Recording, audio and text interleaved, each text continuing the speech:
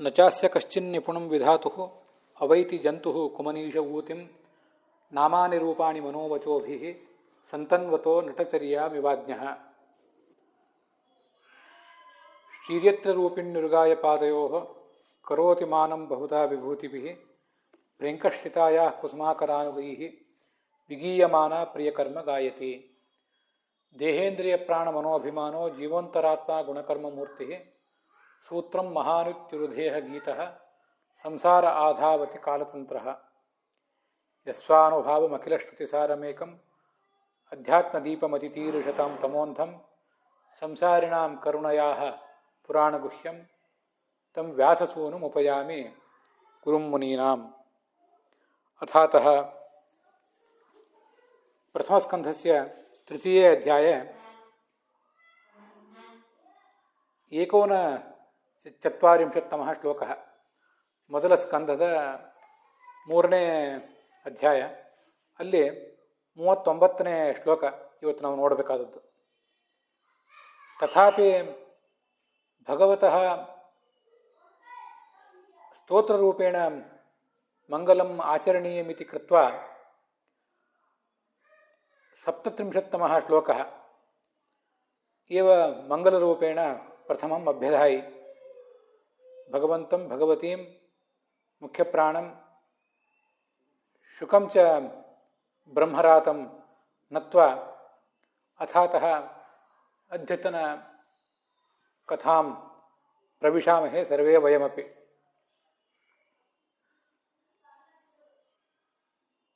ಹೇ ಮಹರ್ಷಯಃ, ಸೂತಃ ಸರ್ವಾನಪಿ ಶೌನಕಾದೀನ್ ಸಂಬೋಧಯಾಂಚಕಾರ. ಲೋಕೇಸ್ಮಿನ್ ಭವಂತ ಏವ ಧನ್ಯಾಃ, ಯತಃ ಸರ್ವೇ ಭವಂತಃ ಅಖಿಲಲೋಕನಾಥಂ ವಾಸುದೇವಂ ಆರಾಧಯಥ. ಕುರ್ವಂತಿ ಸರ್ವಾತ್ಮಕ ಆತ್ಮಭಾವಂ ತಸ್ಮಿನ್ ಸರ್ವಮಪಿ ಸಮರ್ಪ್ಯ ತಸ್ಯೈವ ಆರಾಧನಂ ಭವಂತಃ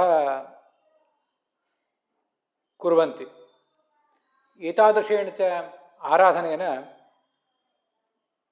ಭಗವಾನ್ ಯದಾ ಪ್ರೀಣಾತಿ ತದಾ ಅಯಂ ಉಗ್ರಃ ಭಯಂಕರಃ ಸಂಸಾರಃ ನೈವ ಬೋಭವೀತಿ. 1ನೇ ಸ್ಕಂದದ 3ನೇ ಅಧ್ಯಾಯದ 39ನೇ ಶ್ಲೋಕ ನಾವೀಗ ನೋಡಬೇಕಾದದ್ದು. ಆದರೂ ಆರಂಭದಲ್ಲಿ 37ನೇ ಶ್ಲೋಕವನ್ನೇ ಹೇಳಿದೆ, ಭಗವಂತನ ಮಂಗಲಾಚರಣೆ ಇರಲಿ ಅಂತ. ಮುಂದೆ ಲಕ್ಷ್ಮೀದೇವಿಯ ಮಂಗಲಾಚರಣೆ, ಮುಖ್ಯಪ್ರಾಣನ ಸ್ತೋತ್ರ, ಬ್ರಹ್ಮರಾತ ಶುಕಾಚಾರ್ಯನ ಸ್ತೋತ್ರವನ್ನು ಕೂಡ ಮಾಡಿದ್ದೀವಿ.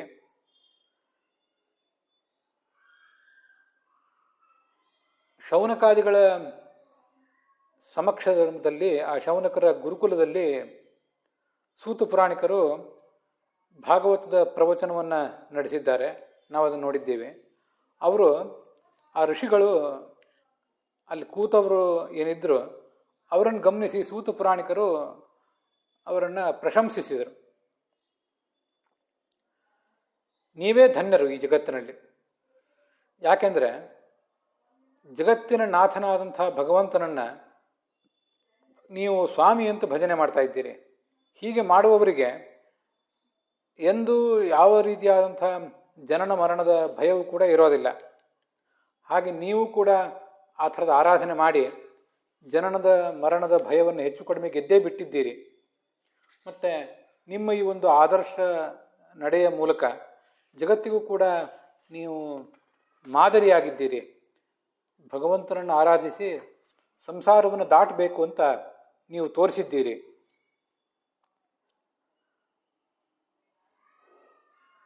ಧನ್ಯಾಹ ಅಂದರೆ ಕೃತಾರ್ಥಾಹ, ನೀವೆಲ್ಲರೂ ಕೃತಾರ್ಥರಾಗಿದ್ದೀರಿ. ಯಾಕೆಂದರೆ ವಾಸುದೇವೇ ಆತ್ಮಭಾವಂ, ಆ ಭಗವಂತನಲ್ಲಿ ಆತ್ಮಭಾವವನ್ನು ಮಾಡ್ತಾ ಇದ್ದೀರಿ. ಮನೋವೃತ್ತಿಯನ್ನು, ನಿಮ್ಮ ಮನಸ್ಸನ್ನು ಅವನಲ್ಲೇ ತೊಡಗಿಸಿದ್ದೀರಿ. ಉಗ್ರಹ ಅಂದರೆ ಮತ್ತೆ ಗರ್ಭವಾಸ, ಜನನ ಮರಣ, ಈ ರೂಪವಾದಂಥ ಸಂಸಾರ, ಬಹಳ ಭಯಂಕರವಾದಂಥ ಒಂದು ಸಂಸಾರ ಇದೆ. ಆ ಸಂಸಾರ ಮತ್ತೆಂದೂ ಬರೋದಿಲ್ಲ. ಅದಕ್ಕಾಗಿ ಅಂಥ ಒಂದು ಆರಾಧನೆಯನ್ನು ನೀವು ಮಾಡಲಿಕ್ಕೆ ತೊಡಗಿದ್ದೀರಿ. ಆತ್ಮಭಾವ ಅಂದರೆ ಭಕ್ತಿಯೋಗ, ಆತ್ಮನೋಭಾವ ಆತ್ಮಕರ್ತೃಕ, ಭಾವ ಅಂದರೆ ಭಕ್ತಿಯೋಗ ಅಂತ ಅರ್ಥ. ವೀರರಾಘವರು ಹೇಳುವಂತೆ ಆತ್ಮಭಾವ ಅಂದರೆ ಭಗವಂತನಲ್ಲಿ ಭಕ್ತಿಯೋಗ. ಭಗವಂತನಲ್ಲಿ ಹೀಗೆ ಅಪಾರವಾದಂತಹ ಭಕ್ತಿಯೋಗವನ್ನು ನೀವು ನಡೆಸ್ತಾ ಇದ್ದೀರಿ. ಆದ್ದರಿಂದ ನೀವೇ ಧನ್ಯರು ಅಂತ ಅವರು ಲೋಮಹರ್ಷಣರು ಆ ಶೌನಕಾದಿಗಳನ್ನು ಪ್ರಶಂಸಿಸ್ತಾ ಇದ್ದಾರೆ.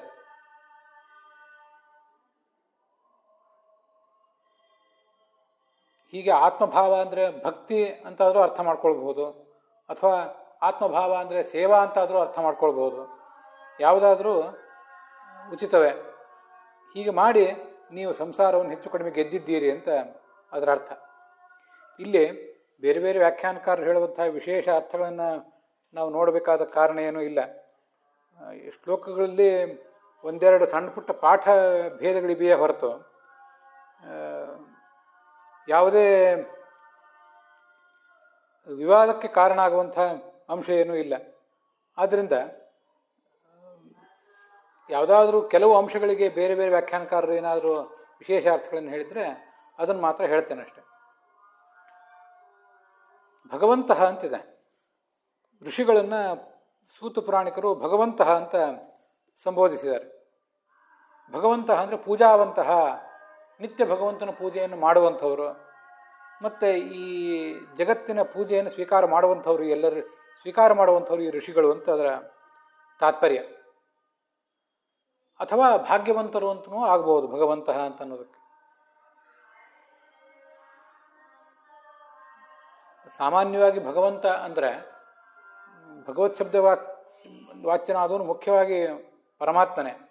ಅವನ ಬಳಿಕ ಆ ಭಗ ಅಂದರೆ 6 ಗುಣಗಳು ಲಕ್ಷ್ಮೀದೇವಿಯಲ್ಲಿ ಮತ್ತೂ ಕಡಿಮೆ, ಚತುರ್ಮುಖ ಮುಖ್ಯ ಪ್ರಾಣರಲ್ಲಿ ಮತ್ತೂ ಕಡಿಮೆ, ಹೀಗೆ ಕೆಳಗೆ ಬಂದಂತೆ ಆ ಗುಣಗಳು ಕಡಿಮೆ ಆಗ್ತಾ ಇರ್ತವೆ.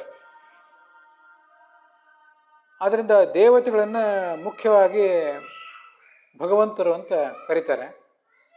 ಅದಲ್ಲದೇ ಆ ದೇವತೆಗಳಿಗೆ ಹೆಚ್ಚು ಕಡಿಮೆ ಸಮಾನರಾದಂಥ ದೇವತೆಗಳಂತಲೇ ಜ್ಞಾನ ಕರ್ಮಗಳ ವಿಶೇಷ ಸಾಧನೆಯನ್ನು ಮಾಡ್ತಾ ಇರುವಂಥ ಋಷಿಗಳೇನಿರ್ತಾರೆ ಅವರನ್ನು ಕೂಡ ದೇವತೆಗಳು ಅಂತ, ಅವರನ್ನು ಕೂಡ ಭಗವಂತ ಅಂತ ಹೀಗೆ ಶಬ್ದದಿಂದ ವ್ಯವಹಾರ ಮಾಡಲಿಕ್ಕೆ ಏನೂ ಕೂಡ ತಪ್ಪಿಲ್ಲ. ಹಾಗೆ ಮಾಡಿದ್ದಾರಷ್ಟೆ. ಭಗವಂತನಲ್ಲಿ ಆತ್ಮಭಾವವನ್ನು ನೀವು ಮಾಡಿದ್ದೀರಿ ಅಂದರೆ, ಆತ್ಮಭಾವ ಅನ್ನೋ ಶಬ್ದಕ್ಕೆ ವಿಜಯಧ್ವಜರ ಅರ್ಥ ಹೇಳ್ತಾರೆ ಸ್ವಾಮಿ ಭೃತ್ಯ ಭಾವ. ಭಗವಂತನನ್ನು ಸ್ವಾಮಿ ಅಂತ ತಿಳಿದು ನೀವೆಲ್ಲರೂ ನಿಮ್ಮನ್ನು ಭಗವಂತನ ಭೃತ್ಯರು ಅಂತ ತಿಳಿದು ಈ ನಿಮ್ಮ ಸಾಧನೆಯನ್ನು ಮುಂದುವರಿಸಿದ್ದೀರಿ. ಸಂಸಾರಕ್ಕೆ ಉಗ್ರ ಅಂತ ಹೆಸರಿದೆಯಲ್ಲ, ಉಗ್ರ ಅಂತ ಹೆಸರು ಯಾಕೆ? ಉಗ್ರ ಅಂದರೆ ಬಹಳ ಭಯಂಕರವಾದಂಥ ಒಂದು ಅರ್ಥ. ರುದ್ರಮಪಿ ಗ್ರಸತಿ ಇತಿ ಉಗ್ರಹ ಕ್ರೂರ ಪರಿವರ್ತ ಸಂಸಾರ. ಸಂಸಾರ ಕೊನೆಗೆ ಎಲ್ಲರನ್ನೂ ನುಂಗಿ ಹಾಕಿಬಿಡ್ತದೆ, ನಮಗಿದು ಗೊತ್ತಿದೆ. ರುದ್ರನಂಥ ಮಹಾಬಲಿಷ್ಠನಾದ ದೇವತೆಯನ್ನು, ರುದ್ರನನ್ನು, ಯಮನನ್ನು, ಎಲ್ಲರನ್ನೂ ಕೂಡ ಈ ಸಂಸಾರ ನುಂಗಿ ಹಾಕ್ತದೆ. ನುಂಗಿ ಹಾಕುವುದು ಸಂಸಾರ ಅಂದರೆ ಆ ಸಂಸಾರವನ್ನು ಈ ಜಗತ್ತಿನಲ್ಲಿ ಮುನ್ನಡೆಸ್ತಾ ಇರುವಂತಹ ಭಗವಂತ ಅಂತ ಅರ್ಥ. ಯಸ್ಯ ಬ್ರಹ್ಮಚ ಕ್ಷತ್ರಂಚ ಉಭಯ ಭವತ ಓದನಃ ಮೃತ್ಯುರ್ಯಸ್ಯೋಪಸೇಚನಂ ಕೈಯತ್ಥಾ ವೇದ ಎತ್ತ ಸಹ ಅಂತ ಉಪನಿಷತ್ತಿನ ಮಾತೊಂದಿದೆ. ಯಾವ ಭಗವಂತ ಪ್ರಳಯ ಕಾಲದ ಭೋಜನಕ್ಕೆ ಕೂತ್ಕೊಂಡ್ರೆ ಅವನಿಗೆ ಯಸ್ಯ ಬ್ರಹ್ಮಚ ಕ್ಷತ್ರಂಚ ಉಭಯ ಭವತ ಓದನಃ, ಅವನಿಗೆ ಬ್ರಾಹ್ಮಣ ವರ್ಣದ ಅಭಿಮಾನಿಯಾದ ಚತುರ್ಮುಖ, ಕ್ಷತ್ರವರ್ಣದ ಅಭಿಮಾನಿಯಾದಂತಹ ಮುಖ್ಯ ಪ್ರಾಣ, ಇವರಿಬ್ಬರೂ ಕೂಡ ಅವನಿಗೆ ಅನ್ನ ಇದ್ದಂತೆ. ಮೃತ್ಯು ಯಸ್ಯೋಪಸೇಚನಂ, ನಮ್ಮಂಥ ಎಲ್ಲರನ್ನೂ ಕೂಡ ನುಂಗಿ ಹಾಕುವಂಥ ಮೃತ್ಯು ಏನಿದ್ದಾನೆ ಯಮ, ಅವನು ಆ ಭಗವಂತನಿಗೆ ಒಂದು ಹೋಳು ಉಪ್ಪಿನಕಾಯಿ ಮಾತ್ರ ಅಂತ ಈಗ ಬಂದಿದೆ. ಆದ್ದರಿಂದ ವಸ್ತುತಃ ಈ ಸಂಸಾರ ಅದು ಉಗ್ರ, ಪರಿವರ್ತ ಅಂದರೆ ಸಂಸಾರ. ಆ ಸಂಸಾರಕ್ಕೆ ಕಾರಣವಾದಂತಹ ಭಗವಂತನನ್ನು ಕೂಡ ಸಂಸಾರ ಅಂತ ಈಗ ಹೇಳ್ಬೋದು. ಸರ್ವಶಬ್ದ ವಾಚ್ಯ ಭಗವಂತ ಆದ್ದರಿಂದ ಸಂಸಾರವನ್ನು ಕೂಡ ಮುನ್ನಡೆಸುವವನು ಅವನೇ ಆಗಿದ್ದಾನೆ. ಕಾಲನಿಯಾಮಕನಾದವನು ಅವನೇ ಆದ್ದರಿಂದ ಅಂತ ನಾವು ತಿಳ್ಕೊಳ್ಬಹುದು. ಅಖಿಲ ಲೋಕನಾಥೇ ಸರ್ವಾತ್ಮಕೆ ಸರ್ವಾಂತರ್ಯಾಮಿಣಿ ವಾಸುದೇವೇ. ಮೂರು ಜಗತ್ತಿನ ಒಡೆಯ ಇವನು, ಮತ್ತೆ ಸರ್ವಾತ್ಮಕನಾದವನು, ಎಲ್ಲ ಕಡೆ ಇವನು ತುಂಬಿದ್ದಾನೆ, ಅಂತರ್ಯಾಮಿ ಹೌದು. ಅಂಥ ವಾಸುದೇವನಲ್ಲಿ ನೀವು ಭಕ್ತಿಯನ್ನು ಮಾಡ್ತಾ ಇದ್ದೀರಲ್ಲ, ಆದ್ದರಿಂದ ನೀವೇ ಧನ್ಯರು ಅಂತ ಅದರ ತಾತ್ಪರ್ಯ. ಭಗವದ್ಗೀತಾದಲ್ಲಿ ಒಂದು ಮಾತಿದೆ, ನಮ್ಗೆ ಅದನ್ನು ಕೇಳಿ ಗೊತ್ತಿದೆ. ವಾಸುದೇವ ಸರ್ವಮಿತಿ ಸಮಹಾತ್ಮ ಸುದುರ್ಲಭ. ವಾಸುದೇವನೇ ಸರ್ವವೂ ಆಗಿದ್ದಾನೆ ಅನ್ನುವ ಜ್ಞಾನ ಏನಿದೆ, ಸಕಲ ಶಾಸ್ತ್ರಗಳ ಸಾರ, ಅದನ್ನು ತಿಳಿದು ಅದರಂತೆ ನಡೆಯುವವನು ಬಹಳ ದುರ್ಲಭ. ಅವನು ಮಹಾತ್ಮ, ಅವನು ಆ ವ್ಯಕ್ತಿ ಅಂತ ಅಲ್ಲಿ ಬಂದಿದೆ. ಅದರಂತೆ ಇಲ್ಲಿಯೂ ಕೂಡ ವಾಸುದೇವ ಅಂತ ಶಬ್ದ ಇದೆ. ವಾಸುದೇವನೇ ಸರ್ವ ಅಂದರೆ ಸರ್ವದಲ್ಲಿಯೂ ಅಂತರ್ಯಾಮಿಯಾಗಿದ್ದಾನೆ, ಸರ್ವವನ್ನು ತನ್ನ ಹತೋಟಿಯಲ್ಲಿ ಇಟ್ಕೊಂಡಿದ್ದಾನೆ ಅಂತ ಅದರ ತಾತ್ಪರ್ಯ ಅಷ್ಟೇ, ಬೇರೆ ಏನಲ್ಲ. ಹೀಗೆ ಇದೊಂದು ಸಕಲ ಶಾಸ್ತ್ರಗಳ ಸಾರ ಅದು. ಭಗವಂತ ಎಲ್ಲ ಕಡೆ ಇದ್ದಾನೆ, ಎಲ್ಲವೂ ಭಗವಂತನೊಳಗಿದೆ ಅಂತ. ಆದ್ರಿಂದ ಹಾಗೆ ತಿಳ್ಕೊಂಡಿದ್ದರಿಂದ ನೀವೆಲ್ಲರೂ ಕೂಡ ಧನ್ಯರಾಗಿದ್ದೀರಿ. ನಿರಪೇಕ್ಷೋ ಗುಣೈಃಪೂರ್ಣ ಧನ್ಯ ಇತ್ಯುಚ್ಯತೆ ಅಂತ ಭಾಗವತ ತಾತ್ಪರ್ಯದಲ್ಲಿ ಮುಂದೊಂದು ಕಡೆ ಬರೋದಿದೆ. ಯಾರು ಯಾವುದೇ ಅಪೇಕ್ಷೆ ಇಟ್ಕೊಂಡಿರೋದಿಲ್ಲ, ಎಲ್ಲ ಗುಣಗಳನ್ನು ಸದ್ಗುಣಗಳನ್ನು ಸಂಪಾದನೆ ಮಾಡಿರ್ತಾರೆ, ಅವ್ರನ್ನ ಧನ್ಯರು ಅಂತ ಅನ್ಬೇಕು. ಇದು ವಿಜಯಧ್ವಜರು ಹೇಳುವಂಥ ಅರ್ಥ.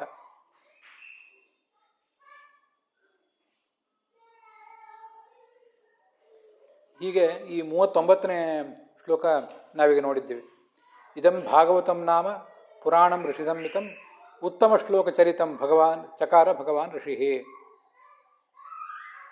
ಈ ನಾವು ನೋಡ್ತಿರುವ 40ನೇ ಶ್ಲೋಕ ಏನಿದೆ, ಇದು ಭಾಗವತ್ ಸಾರೋದ್ಧಾರದಲ್ಲಿ ವಿಷ್ಣು ತೀರ್ಥರು ಹೇಳಿಲ್ಲ, ಆದರೆ ಭಾಗವತ್ ಸಾರೋದ್ಧಾರಕ್ಕೆ ಅವರೇ ವ್ಯಾಖ್ಯಾನ ಮಾಡಿದಾರಲ್ಲ, ಅಲ್ಲಿ ಈ ಶ್ಲೋಕ ಕಂಡು ಬರ್ತದೆ.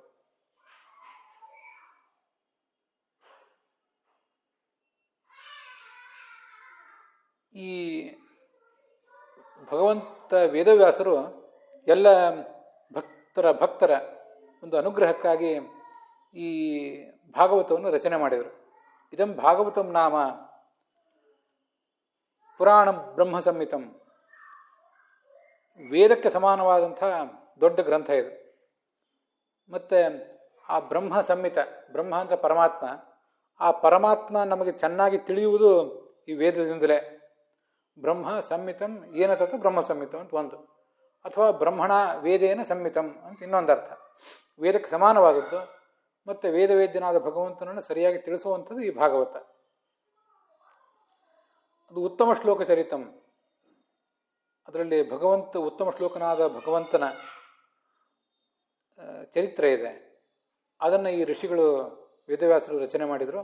ಮತ್ತು ನಾನು ಅದನ್ನು ನಿಮ್ಮೆಲ್ಲರ ಶ್ರೇಯಸ್ಸಿಗಾಗಿ ಈಗ ಪ್ರವಚನ ಮಾಡ್ತೀನಿ ಅಂತ ತಾತ್ಪರ್ಯ ಹೇಳ್ತಿದ್ದಾರೆ. ಈ 40ನೇ ಶ್ಲೋಕಕ್ಕೆ ಒಂದು ಸ್ವಲ್ಪ ತಾತ್ಪರ್ಯ ಇದೆ. ಧರ್ಮ ಕಂ ಶರಣಂ ಗತಃ ಇತ್ಯಸ್ಯ ತಮೇವ ವ್ಯಾಸರೂಪಿಣಮಿತಿ ಪರಿಹಾರ ಉಚ್ಯತೆ ಇದಂ ಭಾಗವತಂ ಇತಿ. ಕೃಷ್ಣ ಈ ಜಗತ್ತಿನಿಂದ ತೆರಳಿದ್ನಲ್ಲ, ಕಲಿಯುಗ ಪ್ರಾರಂಭ ಆದಮೇಲೆ ಕೂಡ ಒಂದು 36 ವರ್ಷ ಇದ್ದವನು ಹೊರಟೋದ. ಅದಾದಮೇಲೆ ಧರ್ಮ ದೇವತೆ ಯಾರನ್ನು ಅವಲಂಬಿಸಿದ? ಧರ್ಮ ಎಲ್ಲಿ ಹೋಯಿತು? ಅದು ಈ ಜಗತ್ತನ್ನೇ ಬಿಟ್ಟು ಹೋಯ್ತಾ ಅಥವಾ ಎಲ್ಲಿ ಹೋಯಿತು ಅಂತ ಒಂದು ಪ್ರಶ್ನೆ. ಅದಕ್ಕೆ ವ್ಯಾಸರೂಪನಾದ ಭಗವಂತನನ್ನು ಅದು ಶರಣ ಹೊಂದಿತು, ಅವನಲ್ಲೇ ಅದು ನೆಲೆ ಮಾಡಿಕೊಂಡಿತು ಅಂತ ಅದರ ತಾತ್ಪರ್ಯ.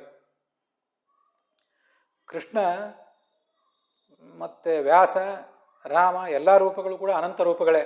ಎಲ್ಲ ರೂಪಗಳು ಯಾವಾಗಲೂ ಇದ್ದೇ ಇರ್ತವೆ. ಆದರೆ ಕೃಷ್ಣ ರೂಪದಿಂದ ಈ ಜಗತ್ತಿನಲ್ಲಿ ಈಗ ಇಲ್ಲ ಭಗವಂತ. ಆದರೆ ವ್ಯಾಸರೂಪ ಇನ್ನೂ ಕೂಡ ಅದು ಚಿರಂಜೀವಿ ರೂಪ, ನಮ್ಗೆ ಗೊತ್ತಿದೆ. ಅಶ್ವತ್ಥಾಮ ಬಲಿರ್ವ್ಯಾಸ ಹನುಮಾಸ್ಯ ವಿಭೀಷಣ ಕೃಪ ಪರಶುರಾಮ ಇವರೆಲ್ಲರೂ ಕೂಡ ಚಿರಂಜೀವಿಗಳು. ಆದ್ದರಿಂದ ಚಿರಂಜೀವಿಗಳಲ್ಲಿ ಒಬ್ಬನಾದಂಥ ವ್ಯಾಸನ ಒಂದು ಜವಾಬ್ದಾರಿ ಇದೆ, ಈ ಜಗತ್ತಿಗೆ ಇನ್ನೂ ಕೂಡ ತತ್ವಜ್ಞಾನವನ್ನು ಕೊಡುವುದು. ಮತ್ತು ಮುಂದೆ ಅಶ್ವತ್ಥಾಮ ಈ ವೇದಗಳನ್ನು ವಿಭಾಗ ಮಾಡುವಾಗ ಅವನಿಗೆ ಮಾರ್ಗದರ್ಶಕನಾಗಿ ಈ ವ್ಯಾಸ ಇರ್ತಾನೆ. ಅಶ್ವತ್ಥಾಮ ವ್ಯಾಸನಾಗ್ತಾನೆ, ವ್ಯಾಸನಿಗೆ ಆಚಾರ್ಯ, ಅವನಿಗೆ ಗುರು ಆಗ್ತಾನೆ ಈ ಭಗವಂತ. ಆದ್ದರಿಂದ ಅವನಲ್ಲೇ ಈ ನೆಲೆ ಮಾಡಿಕೊಂಡಿತು ಈ ಧರ್ಮ.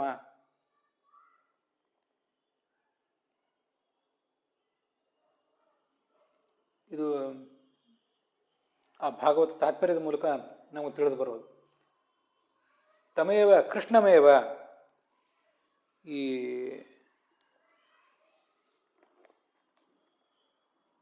ಕೃಷ್ಣ ಅಂದರೆ ಆ ವಾಸಿಷ್ಠ ಕೃಷ್ಣ, ಅವನನ್ನೇ ಈ ಧರ್ಮ ಅನ್ನೋದು ಆಶ್ರಯಿಸಿತು. ಯಾದವ ಕೃಷ್ಣ ಅವತಾರ ಪರಿಸಮಾಪ್ತ ಮಾಡಿ ಹೊರಟೋದ, ವಾಸಿಷ್ಠ ಕೃಷ್ಣ ಇಲ್ಲೇ ಉಳಿದಿದ್ದ. ಆ ವಾಸಿಷ್ಠ ಕೃಷ್ಣ ಒಂದು ಇಂಥ ಅಪೂರ್ವವಾದಂಥ ಪುರಾಣವನ್ನು ರಚನೆ ಮಾಡಿದ. ಎಲ್ಲರ ಸಂಶಯಗಳ ಪರಿಹಾರ ಆಗಬೇಕು, ತತ್ವಜ್ಞಾನ ಸಿಗಬೇಕು ಅಂತ. ಅದಕ್ಕಾಗಿ ಹೀಗೆ ಆ ಪುರಾಣವನ್ನು ರಚನೆ ಮಾಡಿ ಆ ವಾಸಿಷ್ಠ ಕೃಷ್ಣ ಈ ಜಗತ್ತಿಗೆ ಉಪಕಾರ ಮಾಡಿದ. ಬ್ರಹ್ಮ ಸಂಹಿತ ಅಂದರೆ ವೇದ ತುಲ್ಯ ಅಂತ ಅರ್ಥ. ಉತ್ತಮ ಶ್ಲೋಕಸ್ಯ ಹರೇಹೇ ಚರಿತಾನಿ ಯಸ್ಮಿನ್. ಉತ್ತಮ ಶ್ಲೋಕ. ಉತ್ತಮ ಶ್ಲೋಕ ಅಂತ ಭಗವಂತನಿಗೆ ಹೆಸರು ಯಾಕೆ? ಕೆಲವು ಕಡೆ ಪುಣ್ಯ ಶ್ಲೋಕ ಅಂತಲೂ ಬರ್ತಿರ್ತದೆ, ಕೆಲವು ಕಡೆ ಉತ್ತಮ ಶ್ಲೋಕ ಅಂತ ಬರ್ತಿರ್ತದೆ.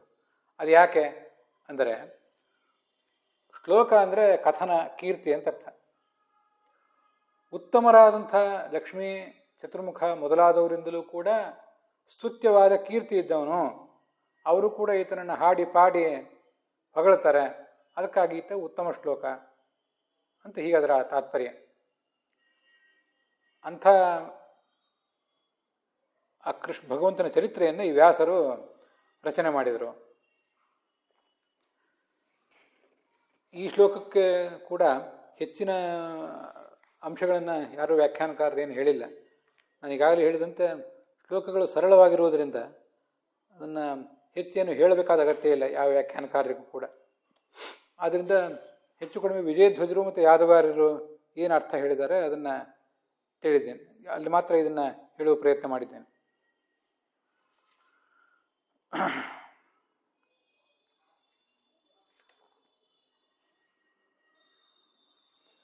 ಪುಂಸಾಂ ಏಕಾಂತತ ಶ್ರೇಯ ತನ್ನ ಶಂಸಿತುಮರ್ಹತಿ ಅಂತ ಭಾಗವತದ 1ನೇ ಸ್ಕಂದದ 1ನೇ ಅಧ್ಯಾಯದ 9ನೇ ಶ್ಲೋಕದಲ್ಲಿ ಒಂದು ಕಡೆ ಬಂದಿತ್ತು.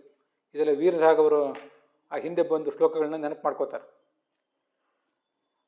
ಎಲ್ಲ ಸಾಧಕರಿಗೂ ಕೂಡ ಶ್ರೇಯಸ್ಸಿಗೆ ಅತ್ಯಮೂಲ್ಯವಾದ ಒಂದು ಕಾರಣ ಯಾವುದು? ಅವರಿಗೆ ಶ್ರೇಯಸ್ಸು ಸಿಗುವುದು ಯಾವುದರಿಂದ? ಅದನ್ನು ಹೇಳಿರಿ. ತನ್ನ ಶಂಸಿತುಮರ್ಹತಿ ಅಂತ 9ನೇ ಶ್ಲೋಕ. ಅದಾದಮೇಲೆ ಮುಂದೆ ಬರುವ ಶ್ಲೋಕ, ಈ ಕಲಿಯುಗದಲ್ಲಿ ಆ ಧರ್ಮ ಕಂ ಶರಣಂ ಗತಃ ಅಂತ 1ನೇ ಸ್ಕಂದದ 1ನೇ ಅಧ್ಯಾಯದ 23ನೇ ಶ್ಲೋಕದಲ್ಲಿ, ಬ್ರೂಹಿ ಯೋಗೇಶ್ವರೇ ಕೃಷ್ಣೇ ಕರ್ಮಣ್ಯೇ ಧರ್ಮಕರ್ಮಣಿ ಬ್ರಹ್ಮಣ್ಯೇ ಧರ್ಮಕರ್ಮಣಿ ಸ್ವಾಂ ಕಾಷ್ಠಾ ಮಧುನೋಪೇತೆ ಧರ್ಮ ಕಂ ಶರಣಂ ಗತಃ ಅಂತ ಅಲ್ಲೊಂದು ಪ್ರಶ್ನೆ ಇತ್ತು. ಆ ಪ್ರಶ್ನೆಗೆ ಉತ್ತರ ರೂಪವಾಗಿ ಸೂತ ಪುರಾಣಿಕರು ಈ ಕಥೆಯನ್ನು ಹೇಳಲಿಕ್ಕೆ ತೊಡಗಿದ್ರು.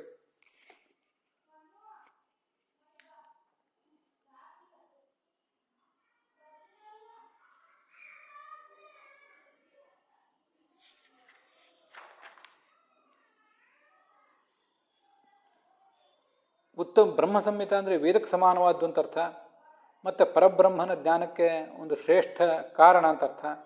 ಇನ್ನೊಂದು ಸ್ವಯಂ ಭಗವಂತನಿಗೆ ಸಮಾನವಾದದ್ದು. ಈ ಭಾಗವತ ಮೊದಲಾದ ಗ್ರಂಥಗಳನ್ನು ಆ ಕೃಷ್ಣ ಅಥವಾ ವ್ಯಾಸರೇನಿದ್ದಾರೆ ಅವರು ಒಂದು ಪ್ರತಿಮಾ ಅಂತ ಕೂಡ ಹೇಳ್ತಾರೆ. ಅದರಿಂದ ಬ್ರಹ್ಮ ಅಂದರೆ ವೇದ ಅಂತ ಅರ್ಥ, ಬ್ರಹ್ಮ ಅಂದರೆ ಸ್ವಯಂ ಪರಮಾತ್ಮ ಅಂತ ಅರ್ಥ, ಅವನಿಗೆ ಸಮಾನವಾದದ್ದು. ಅಂಥ ಒಂದು ಗ್ರಂಥವನ್ನು ಇವರು ರಚಿಸಿದರು ಅಂತ ಅದರ ತಾತ್ಪರ್ಯ. ನಿಶ್ರೇಯಸಾಯ ಲೋಕಸ್ಯ ಧನ್ಯಂ ಸ್ವಸ್ತ್ಯಯನಂ ಮಹತ ತದಿದಂ ಗ್ರಾಹಯಾಮಾಸ ಸುತಮಾತ್ಮವತಾಂ ವರಂ. ವ್ಯಾಸರು ಈ ಗ್ರಂಥವನ್ನು ರಚನೆ ಮಾಡಿದರು. ಮುಂದೆ ತನ್ನ ಮಗನಿಗೆ ಈ ಗ್ರಂಥವನ್ನು ಬೋಧಿಸಿದರು. ಅವನೆಂಥವನು? ಆತ್ಮವತಾಂ ವರ. ಮನಸ್ಸನ್ನು ಗೆದ್ದಂಥ ಅನೇಕ ಜನ ಸಾಧಕರೇನಿದ್ದಾರೆ ಅವರೆಲ್ಲರಲ್ಲೂ ಕೂಡ ಈತ ಅತಿ ಶ್ರೇಷ್ಠ. ಮನೋಭಿಮಾನಿಯಾದಂಥ ರುದ್ರನ ಅಂಶ ಸಂಭೂತನಾದವನವನು. ಅದಕ್ಕೆ ಅವನನ್ನು ಆತ್ಮವಾನ್ ಅಂತ ಹೇಳ್ತಾರೆ. ಅಂಥ ಶುಕನಿಗೆ ಅದನ್ನು ಅವರು ಬೋಧಿಸಿದರು. ನಿಶ್ರೇಯಸಾಯ ಲೋಕಸ್ಯ, ಜಗತ್ತಿನ ಕ್ಷೇಮಕ್ಕಾಗಿ. ಇದು ಸ್ವಸ್ತ್ಯಯನ. ಸ್ವಸ್ತಿ ಅಂದರೆ ಮಂಗಳ ಅಂತ ಅರ್ಥ. ಯಾವುದು ಮಂಗಳ? ಮೋಕ್ಷ ಅನ್ನುವುದೇ ಒಂದು ಮಂಗಳ. ಆ ಮಂಗಲಕ್ಕೆ ಕಾರಣವಾದದ್ದು ಈ ಶಾಸ್ತ್ರ.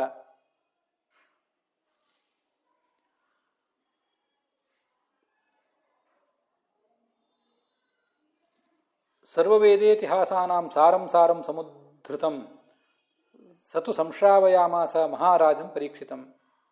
ಹೀಗೆ ತಂದೆಯಿಂದ ಅಧ್ಯಯನ ಮಾಡಿದಂಥ ಆ ಭಾಗವತವನ್ನು ಈ ಶುಕಾಚಾರ್ಯ ತನ್ನ ಮಹತ್ವವನ್ನು ಕಂಡು ತನಗೆ ಶರಣಾಗತನಾಗಿ ಬಂದಂಥ ಮಹಾರಾಜ ಪರೀಕ್ಷಿತನಿಗೆ ಈ ಭಾಗವತವನ್ನು ಉಪದೇಶಿಸಿದರು.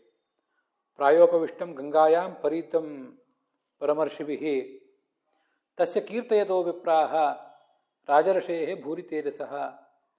ಗಂಗಾ ನದಿಯ ತೀರದಲ್ಲಿ ಅವನು ಪ್ರಾಯೋಪವೇಶ ಕೂತ್ಕೊಂಡಿದ್ದ. ಮರಣ ಬರುವವರೆಗೂ ಉಪವಾಸ ಮಾಡಿ ಶರೀರವನ್ನು ಬಿಟ್ಟೇ ಬಿಡ್ತೇನೆ ಅಂತ ದೃಢ ನಿರ್ಧಾರದಿಂದ ಕೂತಿದ್ನಲ್ಲ, ಅವನಿಗೆ ಈ ಭಾಗವತವನ್ನು ಉಪದೇಶ ಮಾಡಿದರು. ಮತ್ತು ಅಲ್ಲಿ ಕೇವಲ ಪರೀಕ್ಷಿತ ಮತ್ತು ಶುಕಾಚಾರ್ಯ ಇರಲಿಲ್ಲ, ಅನೇಕ ಜನ ಋಷಿಗಳು ಕೂಡ ಇದ್ದರು. ಅವರು ಅದನ್ನು ಕೇಳುವಾಗ ವಿಪ್ರರ್ಷೇಹೇ ಭೂರಿ ತೇಜಸಃ ಅಹಂ ಚ ಅಧ್ಯಗಮಂ ತತ್ತ ನಿವಿಷ್ಟ ತದನುಗ್ರಹಾತ್. ಅವರೆಲ್ಲರೂ ಕೇಳುವಾಗ ನಾನು ಕೂಡ, ಈ ಸೂತರು ಕೂಡ ಇದನ್ನೇನು ಶೌನಕಾದಿಗಳ ಕಥೆ ಹೇಳ್ತಿದ್ದಾರೆ, ಅವ್ರು ಹೇಳ್ತಾರೆ ನಾನೂ ಕೂಡ ಇದನ್ನು ಶ್ರವಣ ಮಾಡಿದೆ. ತದನುಗ್ರಹಾತ್, ಆ ಶುಕನ ಅನುಗ್ರಹದಿಂದಲೇ ಅದನ್ನು ನಾನು ಅಧ್ಯಯನ ಮಾಡಿದೆ. ಸೋಹಂ ವ ಶ್ರಾವಯಿಷ್ಯಾಮಿ ಯಥಾಧೀತಂ ಯಥಾಮತಿ. ನಾನು ಅಲ್ಲಿ ಎಷ್ಟು ಅದನ್ನು ಕೇಳಿ ತಿಳಿದೆ, ಯಥಾ ಅಧೀತಂ ನನ್ನ ಅಧ್ಯಯನಕ್ಕನುಸಾರವಾಗಿ, ಯಥಾಮತಿ ಕೇಳಿದ ಮೇಲೆ ಕೂಡ ನನ್ನ ಬುದ್ಧಿ ಅದು ಎಷ್ಟನ್ನು ಗ್ರಹಿಸಿತೋ ಅಷ್ಟನ್ನು ನಾನು ನಿಮಗೆ ಹೇಳ್ತೇನೆ ಅಂತದರ ತಾತ್ಪರ್ಯ. ಅದು ಅವರ ವಿನಯವನ್ನು ತೋರಿಸ್ತದೆ. ಸ್ವಯಂ ವ್ಯಾಸರಿಂದಲೇ ಅವರು ವ್ಯಾಸರ ಪರಂಪರೆಯಿಂದಲೇ ಈ ಜ್ಞಾನವನ್ನೆಲ್ಲ ಪಡ್ಕೊಂಡಿದ್ರು. ಶುಕನಿಂದ ಮತ್ತು ಈ ಜ್ಞಾನವನ್ನು ಕೂಡ ಪಡ್ಕೊಂಡಿದ್ರು.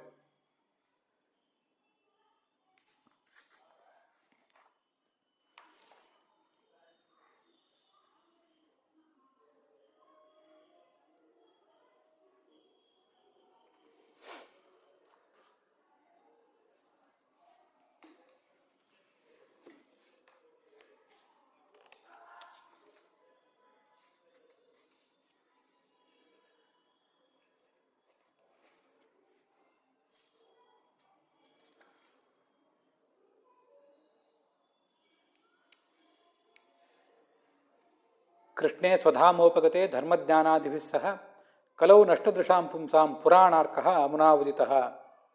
ಈ ಕೃಷ್ಣ ಪರಂಧಾಮಕ್ಕೆ ಹೋದ್ಮೇಲೆ ಆ ಧರ್ಮ, ಅವನನ್ನು ಆಶ್ರಯಿಸಿಕೊಂಡಿದ್ದಂಥ ಧರ್ಮ ಈ ವ್ಯಾಸರನ್ನು ಆಶ್ರಯಿಸಿಕೊಂಡಿತ್ತು. ವ್ಯಾಸರು ಈ ಜಗತ್ತಿನ ತತ್ವಜ್ಞಾನಕ್ಕಾಗಿ, ಅಧ್ಯಾತ್ಮದ ಮಾರ್ಗದಲ್ಲಿ ಯಾರಿಗೆ ಕಣ್ಣು ಕಾಣೋದಿಲ್ವೋ ಅವರಿಗೆ ಅವರ ಅನುಗ್ರಹಕ್ಕಾಗಿ ಈ ಭಾಗವತ ಅನ್ನುವಂಥ ಒಂದು ಪುರಾಣ ಸೂರ್ಯನನ್ನು ಅವರು ರಚನೆ ಮಾಡಿದರು. ಭಾಗವತ ಮತ್ತು ಭಾರತ ಏನಿವೆ ಇವೆರಡೂ ಕೂಡ ಎರಡು ಸೂರ್ಯರಿದ್ದಂತೆ. ತುಂಬ ಅದ್ಭುತವಾದಂಥ ಒಂದು ಹೋಲಿಕೆ ಇದು. ತ್ವಯಾ ಭಾರತ ಸೂರ್ಯೇಣ ಅಂತ ಹಿಂದೆ ಮಹಾಭಾರತದ ಆದಿಪರ್ವದಲ್ಲಿ ಕೂಡ ಭಾರತ ಅನ್ನೋ ಗ್ರಂಥವನ್ನು ಸೂರ್ಯ ಅಂತ ಹೋಲಿಕೆ ಮಾಡಿದ್ದಾರೆ. ಲೋಕ ಗರ್ಭಗೃಹಂ, ಈ ಲೋಕ, ಈ ಜಗತ್ತೇನಿದೆ, ಈ ಜಗತ್ತಿನ ಪ್ರತಿಯೊಂದು ಮೂಲೆ ಮೂಲೆಯನ್ನು ಕೂಡ ನೀವು ಬೆಳಗಿಸಿದ್ದೀರಿ ಅಂತ ನಾರದರು ಅಲ್ಲಿ ವ್ಯಾಸರಿಗೆ ಹೇಳ್ತಾರೆ. ಭಾರತ ಅನ್ನೋದೊಂದು ಸೂರ್ಯ ಅಂತ ಅಲ್ಲಿ ಪ್ರಶಂಸೆ ಮಾಡಿದ್ದಾರೆ. ಹೀಗೆ ಏಕಕಾಲದಲ್ಲಿ ನಮಗೆ ಈ ಒಂದು 4,500 ವರ್ಷಗಳ ಹಿಂದೆ ಈ ವ್ಯಾಸರು ಎರಡು ಸೂರ್ಯರನ್ನು ಒದಗಿಸಿದರು. ಒಂದು ಭಾರತ ಸೂರ್ಯ, ಇನ್ನೊಂದು ಭಾಗವತ ಸೂರ್ಯ. ಎರಡೂ ಕೂಡ ನಮ್ಮ ಒಳಗಿನ ಕತ್ತಲನ್ನು ಹೊಡೆದೋಡಿಸುವಂಥ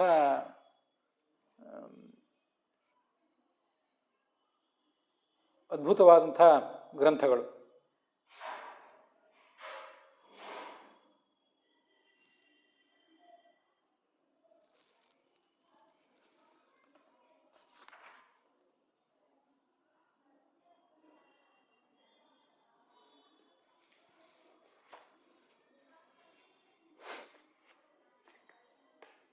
ಈ ಭಾಗವತವೆಂಬ ಈ ಸೂರ್ಯ ಅದು ಉದಯಿಸಿದ್ದೆಲ್ಲಿಂದ?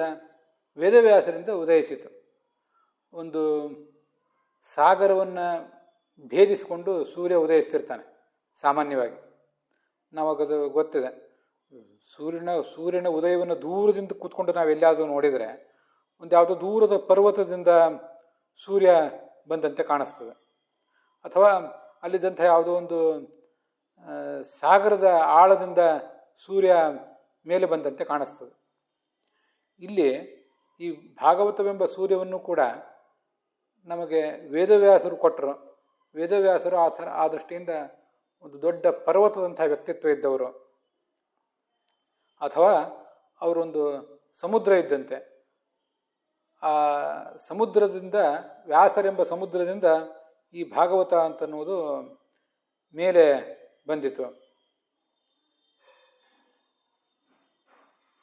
ವಿಷ್ಣು ಸಹಸ್ರನಾಮ ಭಗವಂತನನ್ನು ಶ್ರುತಿ ಸಾಗರ ಅಂತಲೇ ಹೇಳ್ತದೆ. ಎಲ್ಲ ಶ್ರುತಿಗಳು ಕೂಡ, ಎಲ್ಲ ವೇದ ಪುರಾಣ ಎಂಬ ನದಿಗಳು ಕೂಡ ಈ ಭಗವಂತ ಎಂಬ ಸಾಗರವನ್ನೇ ಸೇರ್ತವೆ. ಅಂಥ ಸಾಗರದಿಂದ ಈ ಭಾಗವತವೆಂಬ ಸೂರ್ಯ ಮೇಲೆದ್ದು ಬಂದಿದೆ ಅಂತ ತಿಳ್ಕೋಬಹುದು.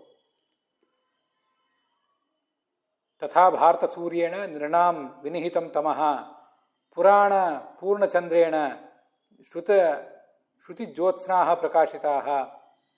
ಹೀಗೆ ಭಾಗವತ ಮತ್ತು ಭಾರತಗಳೆರಡೂ ಕೂಡ ಎರಡು ಜೋಡಿ ಸೂರ್ಯಗಳು.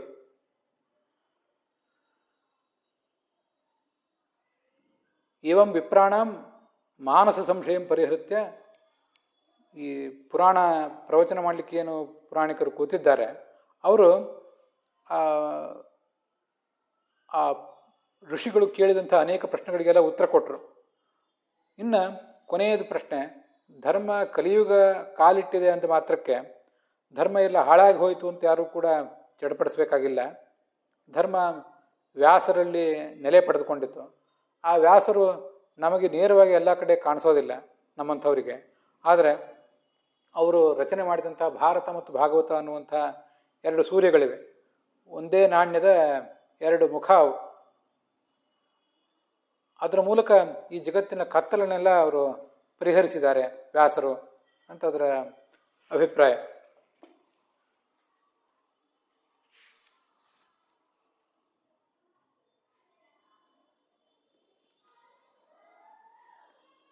ಹೀಗೆ ಇವತ್ತು ಆ 1ನೇ ಸ್ಕಂದದ 3ನೇ ಅಧ್ಯಾಯದ ಸಮಾಪ್ತಿಯನ್ನು ನಾವು ನೋಡಿದ್ದೀವಿ. 45ನೇ ಶ್ಲೋಕ ಅದು ಸಮಾಪ್ತಿಯನ್ನು ಕಂಡಿದೆ.